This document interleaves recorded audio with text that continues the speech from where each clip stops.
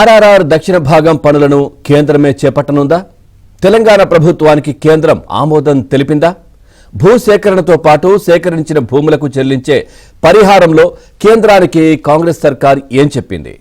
ఆర్ఆర్ఆర్ దక్షిణ భాగం పనులు కేంద్రం చేతికి వెళ్లే అవకాశం ఉందని ఆంధ్రజ్యోతి చెప్పిందే నిజమైందా?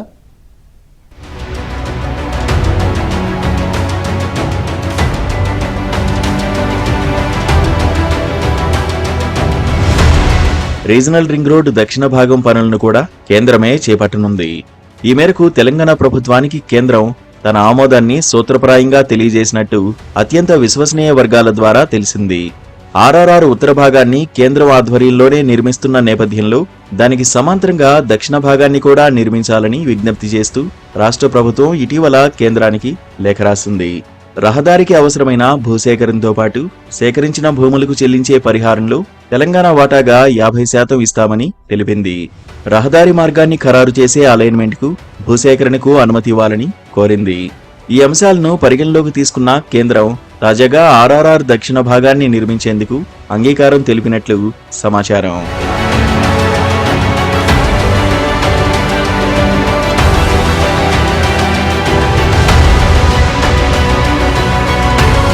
ఆర్ఆర్ఆర్ దక్షిణ భాగం సమగ్ర ప్రాజెక్ట్ నివేదికను రూపొందించేందుకు కన్సల్టెన్సీల ఎంపిక కోసం గతేడాది నవంబర్ 25న తెలంగాణ ప్రభుత్వం టెండర్లను ఆహ్వానించింది.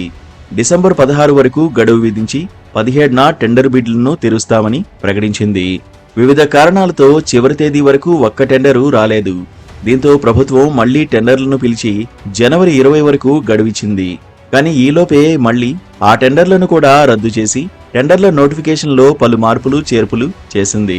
ఫిబ్రవరి 9వ తేదీ వరకు టెండర్లను వేసేందుకు అవకాశం కల్పించింది. 10న బిడ్లను తెరవనున్నారు.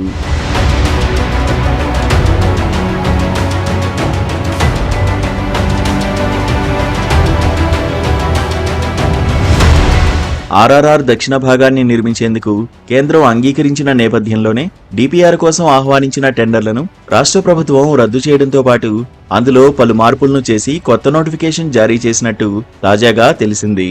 ఈ తాజా టెండర్ను ఈసారి రాష్ట్ర పరిధిలోని ఈ ప్రొక్యూర్మెంట్ సైట్లో కాకుండా గవర్నమెంట్ ఈ మార్కెట్ ప్లేస్ సెంట్రల్ పబ్లిక్ పోర్టల్లో అప్లోడ్ చేయడం విశేషం. గతంలో ఈ రహదారి మంజూరైనప్పుడు ప్రాథమికంగా ఖరారైన అలైన్మెంట్ ప్రకారం చౌటుప్పల్, ఆమన్గల్, సంగారెడ్డి వరకు 189 కిలోమీటర్ల రోడ్డు ఉండగా ప్రస్తుతం దూరం 11 కిలోమీటర్లు పెరిగింది.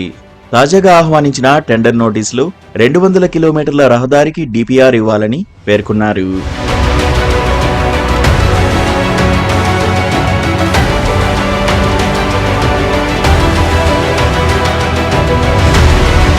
ఆర్ఆర్ఆర్ దక్షిణ భాగం పనులు కేంద్రం చేతికి వెళ్లే అవకాశముందని, ఆ మేరకు తెలంగాణ ప్రభుత్వం కేంద్రానికి లేఖ రాసిందన్న విషయాన్ని ఆంధ్రజ్యోతి ముందే చెప్పింది. 2024 డిసెంబర్ 31న ఆర్ఆర్ఆర్ దక్షిణ భాగము కేంద్రం చేతికి శీర్షికన కథనాన్ని ప్రచురించింది. తాజా పరిణామాలు ఇది నిజమని నిరూపిస్తున్నాయి. డిపిఆర్ను రూపొందించేందుకు రాష్ట్ర ప్రభుత్వమే టెండర్లను ఆహ్వానించినప్పటికీ ఆ నివేదిక వచ్చిన తర్వాత ఫైనాన్షియల్ అడ్వైజర్, ట్రాన్సాక్షన్, సూపర్విజన్ బాధ్యతలను కేంద్రానికి అప్పగించాలనే యోచనలో ఉన్నట్టు తెలిసింది. రహదారి మార్గం దగ్గర నుంచి రోడ్డు నిర్మాణ విధానం సహా పలు అంశాలు డిపిఆర్ ద్వారా స్పష్టమవుతాయి.